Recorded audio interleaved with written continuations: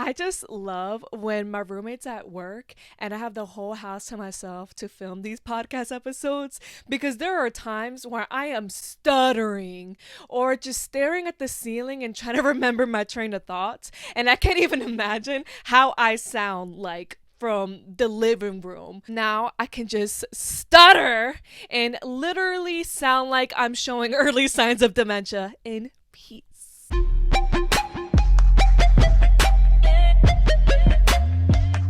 What is up, you guys? Welcome to another episode of the Rehinge Diaries podcast with your host, Ali Garza. So, what's kind of funny, was it like my last podcast episode where I was like, oh my god, my new uniform for when I film these podcast episodes is going to be me wearing that like pink robe. And here I am for the people that are visually watching this episode. I am not wearing the pink robe, but I have work after this in my defense. And also, I did just get my hair done. And yeah, like what's the point of like me putting on the robe if I'm like I can't go to work like with the robe, unfortunately. I hate the fact that it's not socially acceptable. Like why can't I just walk around with my pink robe, you know? Very fucking corny. But anywho, so as you can see from today's podcast episode title, I will be talking about it passionately. My hatred for modern day rom-coms and how I feel like it could be debatable, but hear me out, that I feel like a lot of modern day rom-coms suck.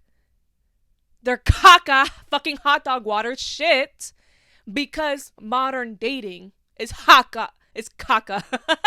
It's caca hot dog water shit. Yeah, you get my dramatic hatred for this shit.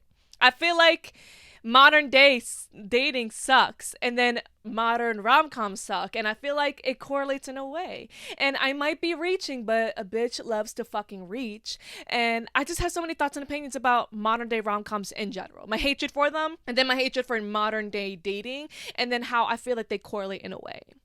And I don't know, I could be literally reaching and I could be making no fucking sense whatsoever, but in my mind, I'm delusional and I'm right. And I feel like I'm onto something, you know?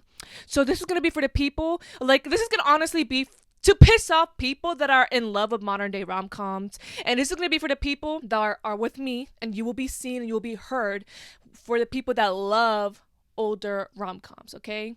This is going to be validating those people and pissing off the other group of people. So if you're interested in all of that, then keep on listening or watching. I feel like somebody who has their life together, someone who is very much organized and got everything all situated and is not like a hot dumpster trash mess like me, would probably pull out an iPad or a MacBook when it comes to all their notes that they have and that they want to discuss with you guys. Whereas me, I like just steal a paper from my job and just write it in handwriting that's very questionable, and I'm probably going to struggle to read to you guys. But I feel like it's very alley coded, and it wouldn't be the Rehinge Diaries if it wasn't this, you know? There is this YouTube video that I stumbled upon where this creator talks about the formulas, the ingredient to a rom-com. And I appreciate this video so much. I'm going to reference it heavily. It'll be in the description. And I just love it so much because it's so spot on. I feel like people that really do appreciate and love rom-coms in general will like understand and appreciate this video. Like, they deserve all the credit in the world. And there's so many ingredients and parts of their arguments when it comes to a rom-com that I 1000% agree, and I feel like I should discuss just in case for those who are not aware. So a lot of rom-coms have the friendship foundation built, then falling in love. And I feel like when it comes to modern rom-coms, they tend to, like, the people would tend to fall in love instantaneously, and then there would be the lack of like the depth and the connection. There's so many movies that are very much popular. Like, for example, my favorite one of all time, 13 Going on to 30. Like, you see how Jenna Rank, how she was this nerdy girl who, you know, she didn't really have that many friends. She wasn't popular in school at all, but she had a best friend. And this best friend relationship that she had, you can see them slowly falling in love with each other, but there was a foundation of them just being friends, and you just, you know, admiring the friendship. It's kind of like a friendship you wish you would want to ever experience and come across, and then you see the love forming and you can't help but like appreciate it because of what was built.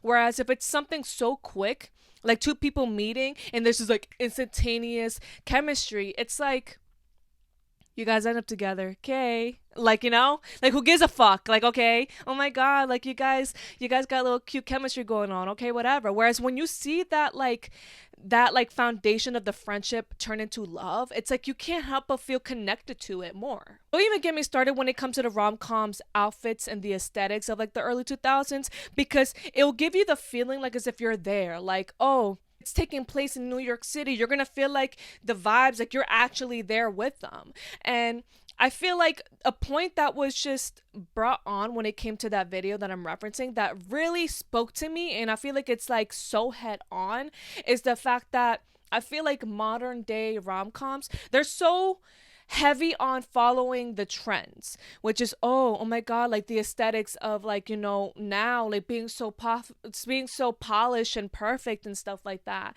looking this way, looking that way, phone technology, there's just so much. Whereas I feel like when it came to older rom-coms, they're creating trends, not following them. And I think an example that I would like to use is 13 going on a 30, when Jenna Rink, like, she first woke up being 30, and then she walked out the house, or she walked out the place, like she walked out and she was wearing like that sleek dress with that coat. Like, of course that isn't really necessarily a trend, like you wouldn't really see that all around or see that on a mannequin. However, it's like you can't help but like appreciate what that was, or might even want to recreate it. Like there's so many so many pictures and so many posts that I've seen of people appreciating that movie so much and the fashion in it, that like they created the trend of an outfit that's not like pretty like generic. Like that one colorful dress when she was doing the like Thriller dance, I want that dress. I want the butterfly necklace. I want to do my hair like that. Like that's not something you would see on a mannequin. It's not something that's so generic and so like common, but you can't help but appreciate it, And let's talk about the unrealistic love, which the type of love that's not too far-fetched, where it's like, okay, bitch, like damn, like that's not that's like beyond unrealistic. But like a good example what I would like to use is the movie Pretty Woman, which if you haven't seen that movie, bitch, I remember I saw that at work. Like I said, I'll be at work just discovering new rom-coms and stuff like that. I'll see Twitter threads and just like searching them up and watching them. And when I came across Pretty Woman, like yes, it might feel so unrealistic where it's like, okay, this woman's a prostitute. What are the odds that she's gonna meet this really rich man who actually wants to treat her right and want to give her this love that she's always imagined, felt like it was impossible, and save her from the situation that she's currently in and give her the life that she truly wants and could never even imagine having, and her fixing him and making him more emotionally available. And it's like, what are the odds of that? But at the same time, you can't help but love and appreciate the fact that it's like, I want that. Is it possible? Maybe. The odds are pretty fucking whatever, but it's like, And don't even get me started when it comes to modern day rom-coms, where I feel like they so heavily insist on the cinematography. Bitch, I'm trying. Cinematography? I think I'm saying it right. Yeah. They're so heavily insisting on that to be so perfect and to everyone to look so Instagram worthy and polished together. The nice, them driving nice cars, them having nice apartments, all of that. And it's like, I feel like it takes away from how older rom-coms, it's so minimalistic, and how I feel like when it comes to older rom-coms, it makes you appreciate the smaller things. Like they might not have the nicest apartment, that they're currently living at. But then if they're so happy and you can see them so happy and fulfilled in what they have currently, it makes you appreciate what it is. I feel like I hope that I'm making sense. I might not be, but for the girls that get it. And for the ones that don't. Movie I'm going to be referencing so much because it's the one that I feel like is the worst. I'm sorry, Sydney Sweeney and Glenn Powell. I'm so sorry, but that movie was not good. Anyone But You. I'm going to be referencing that movie a lot. Like all the other ones that I've seen, I'll list them on the screen that are like modern day rom-coms that I've seen and that are pretty popular. Like I just feel like Anyone But You has to be the worst. I'm so sorry. It's just not good. But Anyone But You, it's like we don't even know the characters in a deep sense. Like, that's such an important ingredient when it comes to anything. When it comes to reality TV, for you to even connect with a character, it's because they opened up so much, or you've seen so much of them that you can see yourself in them, or you would want to be them. Like, there's that aspect. But if it's so surface level and it's all really just about you being hot and just like quirky circumstances, it's like, how can I connect? Am I the only one that feels that way? Like, truly, that's how I felt. That's literally the whole summary of this fucking episode. Even how I feel about the movie Anyone But You is I just feel like it was just two very hot people in very quirky circumstances that ended up just falling in love. Like, they hated each other, but ended up falling in love. It's like, okay, whoop-de-fucking-do. Like, I didn't connect with the characters in such a deep manner where I'm like, oh my God, I see myself in these characters or whatever. It was just... the fuck, you know? Am I the only one that feels that way? I really do feel like Anyone But You was so much more heavy on the quirky circumstances. Don't get me wrong, there is moments in the movie where I felt like I laughed, I giggled, they had good moments in it. But for like a rom-com, like to like specifically say if it's a good rom-com, because it could be a good film, but a good rom-com, I don't know. Like, I just didn't appreciate the fact that I felt like it should have been more character development or more of an understanding of why they could even be compatible, why they would even like each other. Like, it was just giving circumstances. Like, it was just giving circumstantial kind of love. And I feel like we're going to get to the point of modern dating where I feel like a lot of that is not authentic or relatable is the word I'm looking for. It's not that relatable. And we'll get to put a pin on that and why I feel that way. Biggest argument of all when it comes to modern day rom-coms is the fact that there's just no relatability. Like, I miss it when it was just like a dorky ass character who was in love with someone that was way out of his league, but he was a hopeless romantic and he chased after this person who obviously showed signs of not even being interested in them until they were. And it's just, I feel like when it comes to modern day rom-coms, especially Anyone But You, it's just like two fucking hot people that like each other. And it's like, where's the realness? Where's the authenticity? Where's like, I don't know. Like, when it's just two hot people, okay, whoop-de-fucking-do. I need a little conflict. Like, the conflict that was in question was them technically hating each other, the misunderstanding of why they even hated fucking each other. Like, they fucking hated each other. It's like, that's it. Like, create more conflict. Like, create more, scandalous, you know? I feel like that, too. That I really do appreciate in rom-coms where it's, like, a little scandalous. Even if they did hate each other and they couldn't be together, there's a little conflict. There's a little drama. The little, messy, you know? Whereas this, it was just, like, I don't know. Don't even get me started on the fucking acting too. I'm sorry, Sydney Sweeney and fucking Glenn Powell, but it was just not good. It wasn't good, and I'm so sorry if they come across this. And I'm so delusional. Whenever I talk about celebrities, I'm like, Ali, don't burn the bridge, because I'm gonna talk to them one day, and they're like, no, babes. They do not give a fuck. They do not give a fuck. They're doing perfectly fine. So jumping into the conversation of modern dating and why. After I finish explaining my thoughts and opinions on modern dating and what it actually consists of, I'm gonna explain to you why it correlates with modern day rom-coms and why I feel like they correlate in a way. So modern dating, as of now, is really consistent of dating apps. And dating apps are designed for you to connect with people based on their appearance.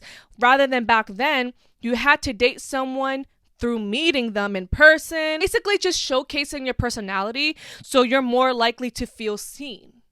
Keep that in mind.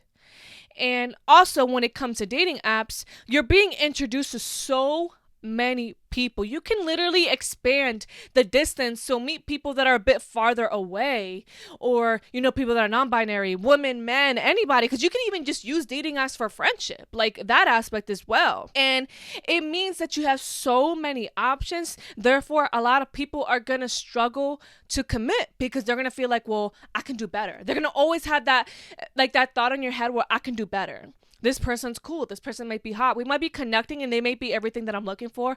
But what if there's better out there? Because it's so easy to obtain more people and be able to find chances of something better. So it makes it harder for people to commit, which makes it even harder in dating, because then now there's so many conversations of like open relationships, situationships, all of that. And baby, that's not modern. Like, that's modern dating. Like, back then, like, that was really not that like that common. Like, of course, open relationships and cheating and all that was always is going to be common, but like how it is now is crazy. Like, it's actually romanticized to say that's my situationship. Back then, baby, like, what are we doing here? I also feel like the advancements of the internet, we all assumed that it's going to make us a lot closer because we're going to be presented to so many people. We're going to like connect with so many people, have access to connect with a lot of people.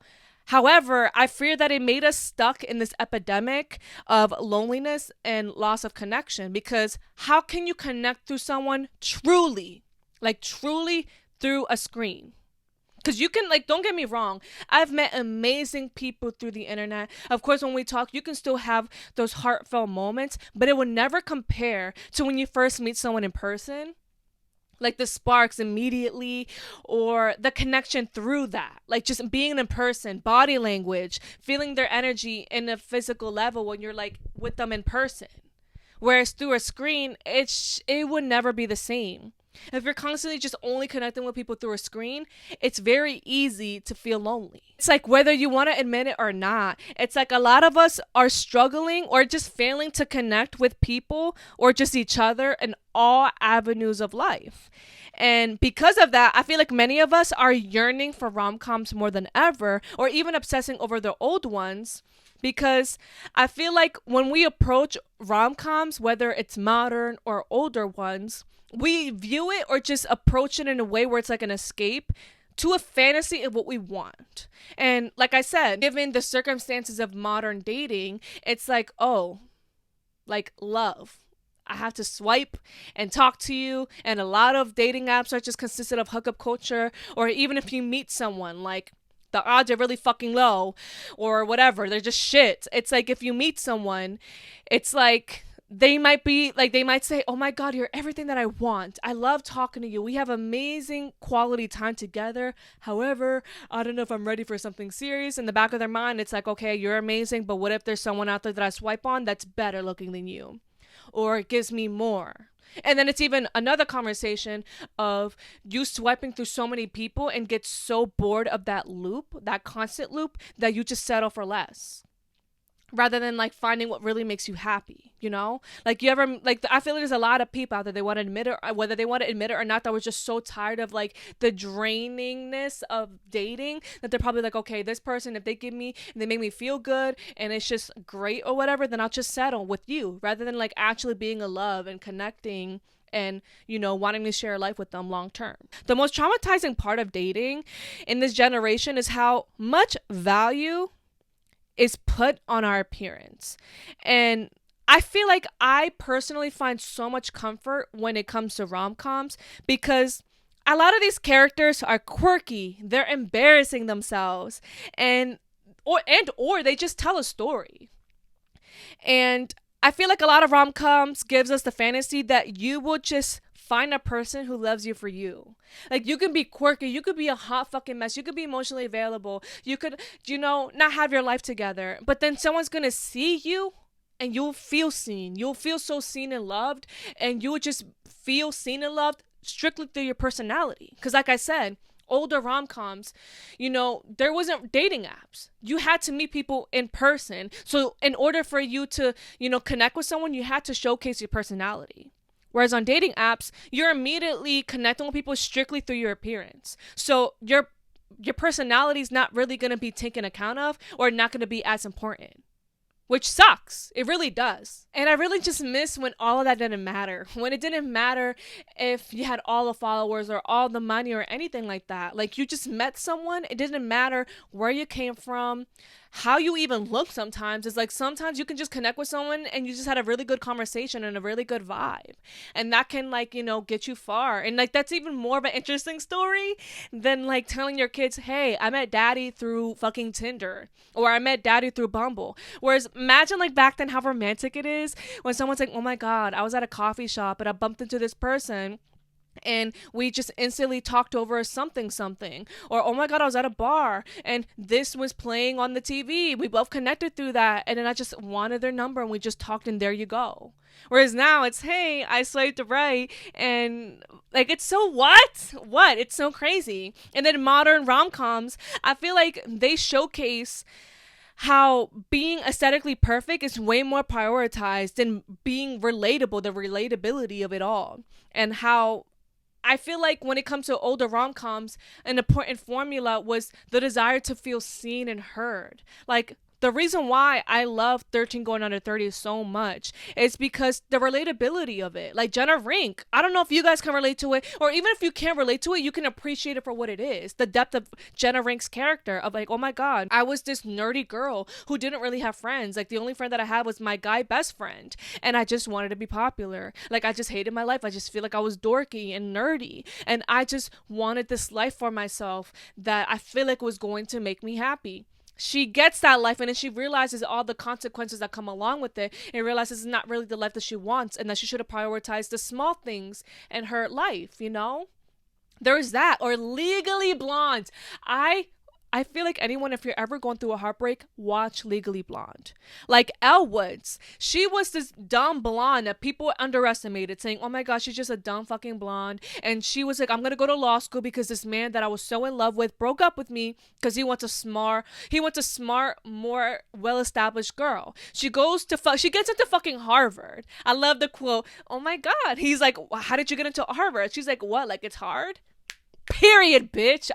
I love that movie. And the fact that she surpassed not only him, but she just sat there and put in the work. Like, you connect with her character, or it's motivating. Like, even if you can't connect to, like, obviously the lifestyle that she had, it's almost like, for me, when I watch that movie, it's so motivating for me to be like, oh my god, I need to be on my Zoom. If Elle Woods can do it, bitch, I can do it. Like, I need to sit there and surpass the people that are underestimating me, you know?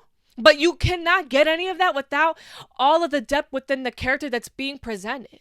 Whereas when it comes to a modern rom-com, you're hot and you're in love with this person that you have chemistry with. Bitch, that ain't enough. Is that enough?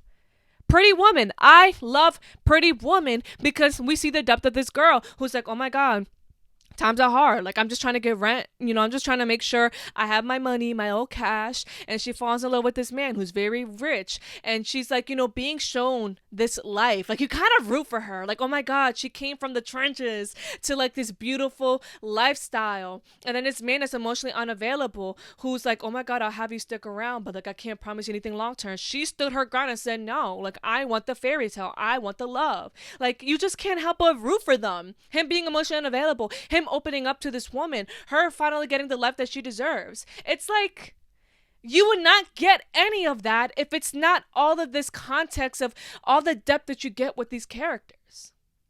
Whereas I feel like modern day rom-coms, it's like you don't get that. And why I feel like modern day rom-coms correlate with modern day dating is because we live in a shallow fucking world where our appearance, the aesthetic, it's so much more prioritized than depth.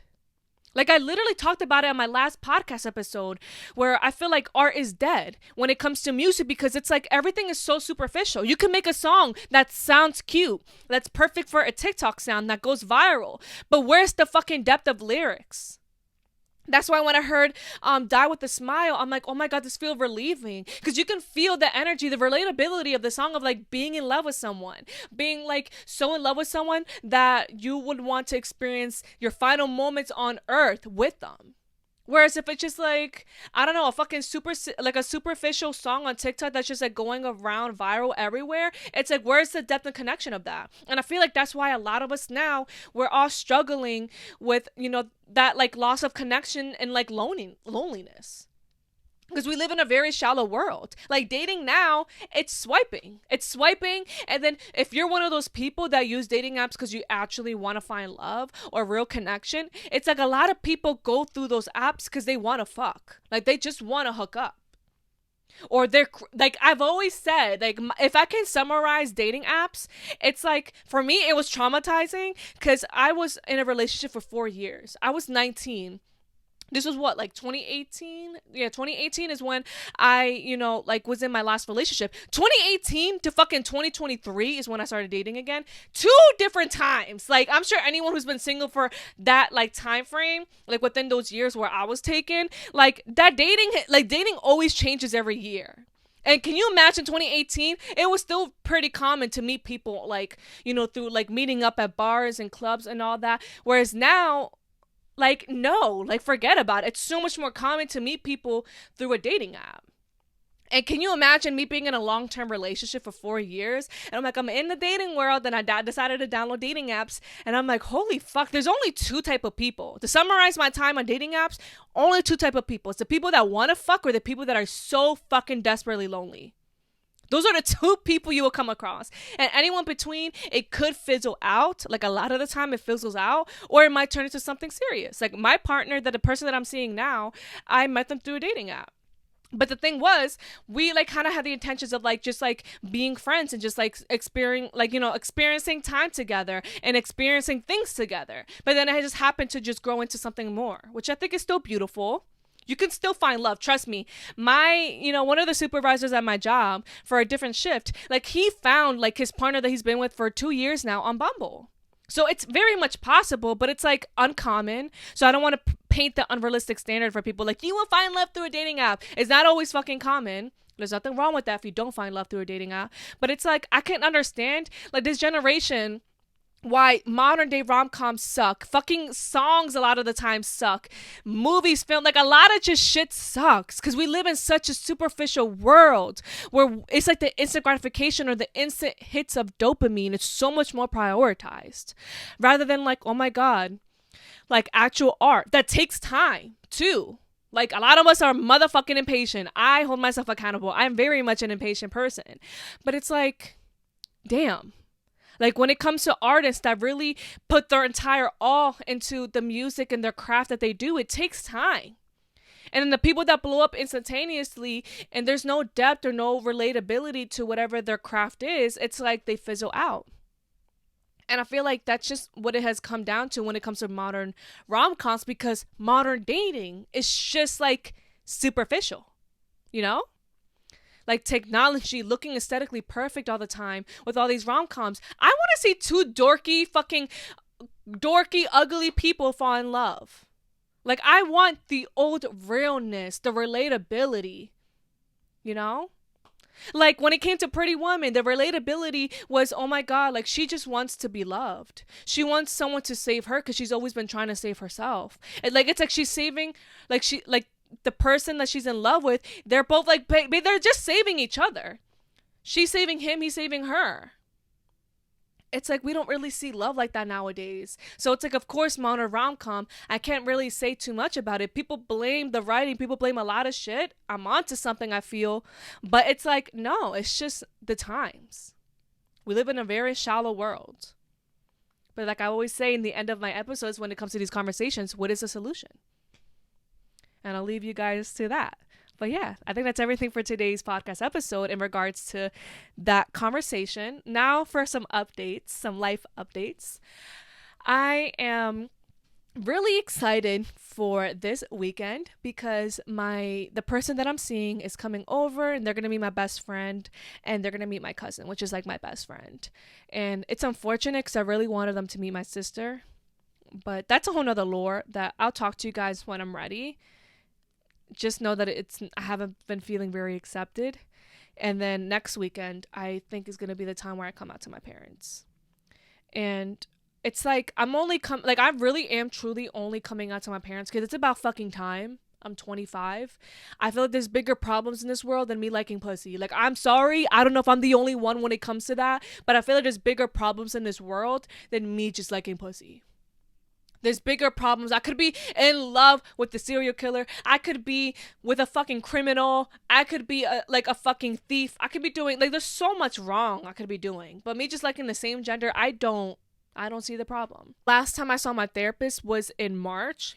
So I recently, I said, first it was a joke where I was like, oh, I recently just texted my therapist. I was like, I need to see you soon. Because not only am I seeing this person, I want to be as healthy minded as I could possibly be, because I know I have a lot of demons I'm still fighting in a sense where it comes to intimacy, when it comes to like, because even me, like, I'm just not sexually aroused. Like, I'm not interested in having sex with anyone, and I don't want the person that I'm seeing to feel some type of way when it comes to that. Because it's not dumb. It's more like I've just been so like turned off and disgusted by it, because there was a time where I just felt like I couldn't meet a person that just wanted to see me. And when I say see me, like, get to know every aspect of who I am and the things that I love. Like, they just wanted to fuck me. Or I was like a trophy for them. Like, I have this hot person, like, you know? So I feel like I have so many walls up when it comes to intimacy, when it comes to letting someone in. Like, when someone will show me interest, I'll get so disgusted by it. Or I get so anxious in a sense where I'm like, what if I can't give them the love that they deserve? It's like there's so many issues I know I still have to work through. So of course I reached out to my therapist through that, but I also was like, I know I'm gonna need guidance through my therapist for how my family's gonna react when I come out to them, which is so stupid because it's 2024. Like, just love me and allow me to be who I am, and that's it. Is that too much to fucking ask for? But my dad and my mom are overly religious, and I appreciate the comment of my last podcast episode where someone's like, oh, I'm a mother of like an older son, and there's nothing that he could do that can make me love him, not love him any less. And it's like, I love that. Like, I really do. But for a long time, there was a lot that I did that earned me not being loved by my parents. And it could be the stupidest things. It could be an F on my test. It was immediately like I was shut out. So like maybe there is a lot of trauma behind that. Because it would take little to nothing for me to have the door slammed in my face. And the only person that's ever shown me unconditional love was my sister. So it's like, I think a part of me is scared, but I'm also prepared in a sense where it's like I don't fucking need my parents' validation anymore. Because for a very long time, it was something that I needed. Like, I was such an angry person. And in therapy, I worked through that, where it's like I literally can never be enough to some people. Like, I could find the cure to cancer. I was on TMZ. I was, I've been doing well on TikTok. Like, I've done so many little milestones for myself. And it's like, it's not going to be enough. Like, they're going to find something that's going to make them unhappy. It could be my tattoos. It could be my sexual orientation. It could be the things that I discuss about on my podcast. It will always be something. And at that point, I'm like, I just want people in my life that are going to love me unconditionally the way that I love. I feel like I'm always giving nothing but unconditional love to people. So if I am not going to get that back, I'm going to either have to keep my distance or just cut you off. And it's sad. I know I'm going to still, like, I'm human. Like, I say it like how it is now, where I'm like, oh, I'm okay. Like, I get it. But it's like, I'm not going to sit there and say that it's not going to hurt. And I'm not going to cry or grieve over that. But it's something I had to do so much grieving through and work through therapy. Where it's like, I just can't live my life trying to please my parents or be what they want, because they have this unrealistic image of what they want me to be, which is not even fucking fair. Because like I said, the list is a little too fucking long. It will roll down the fucking hallway on all the bullshit that they've done, that I have to sit there and be like, oh, but you're my dad, but you're my mom. Why can't you say, but you're my daughter? But that's my daughter. She might like women, but she's a good person. She works hard. She has dreams. She's not hurting people. She wants to inspire people. She wants to be an example to people. She wants to make the best out of the cards that she was dealt. If they don't think that, that's fine. But I think that, and how I feel will always just matter.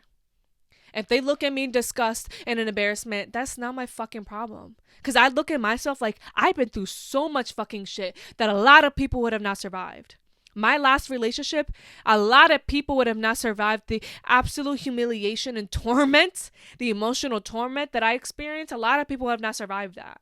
It took everything in my power to continue social media after that. But I did it. Because ain't nobody going to stop me from doing what I love over my dead fucking body. So that's just really that. And it's a scary situation. It's shitty, but I know that I have a good support system, and I know that I've just survived so much more, So it's going to be very nerve-wracking. And that's really just that on everything. I love you guys so much, for the ones that tune in all the fucking way to the end of my episodes. And everyone who tunes in every single fucking episode. I love you guys so much, more than you'll be able to understand. I could literally have 30 views and 1 like on my videos, and I could not give a fuck. Because this is just my passion, something that I love. And I'm so thankful that I'm able to even do that. I'm able to share my thoughts and opinions and just really just create a community through that. Like my TikTok, the way that I was able to build followers just by talking about pop culture, that's all I cared about. I know as a human being, you can crave the followers and the clout, but for me, I just love the fact that I created a little community for myself of people who enjoy what I have to say and respect my opinion and are excited about what I have to say. That means to me way more than I can ever express. And I can't wait for all the adventures that I'm going to do in the future where I can just continue to share art and just break the odds of this generation of people that are just like not willing to work hard for what they want or just superficial shit. I want my shit to always be deep. Ew, that sounds disgusting. I always want my art or anything that I share to really stimulate someone's way of thinking. And they're always just to be depth and hopefully people can relate to it. But yeah, that is everything. I love you guys so much.